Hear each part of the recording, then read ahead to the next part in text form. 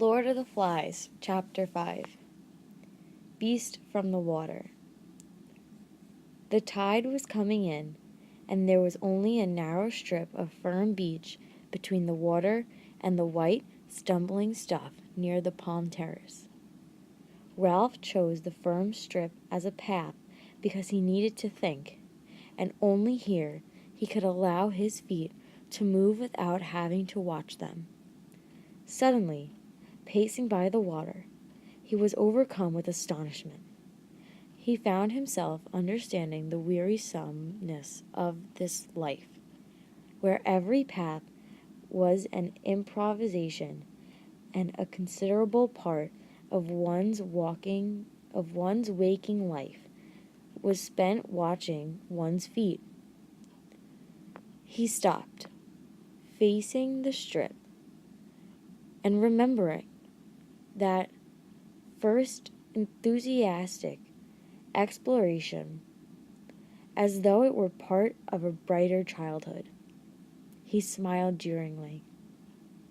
He turned, then walked back toward the platform, with the sun in his face. The time had come for the assembly. As he walked into the concealing splendors of the sunlight, he went carefully over the points of his speech. There must be no mistake about this assembly, no chasing imaginary. He lost himself in a maze of thoughts that were rendered vague by his lack of words to express them. Frowning, he tried again. This meeting must not be fun, but business. At that he walked faster, aware all at once of urgency and the declining sun and a little wind created by his speed that breathed about his face.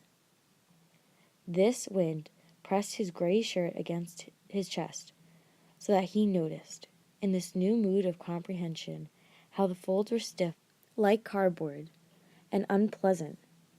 Noticed, too, how the frayed edges of his shorts were making an uncomfortable pink area on the front of his thighs.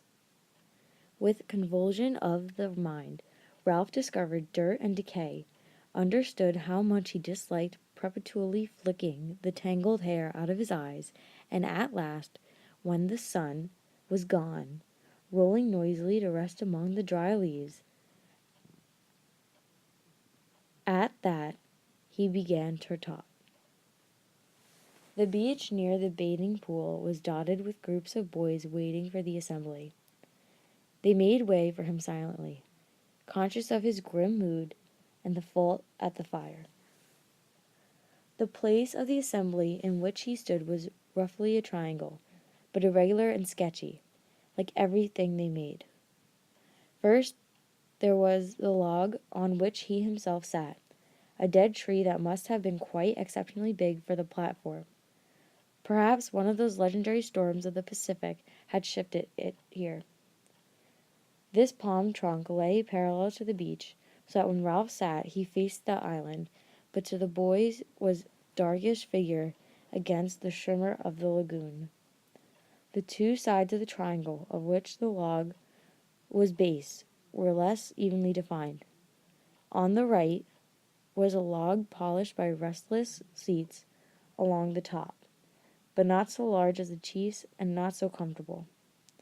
On the left were 4 small logs, one of them the farthest lamentably springy. Assembly after assembly had broken up in laughter when someone had leaned too far back, and the log had whipped and thrown half a dozen boys backwards into the grass.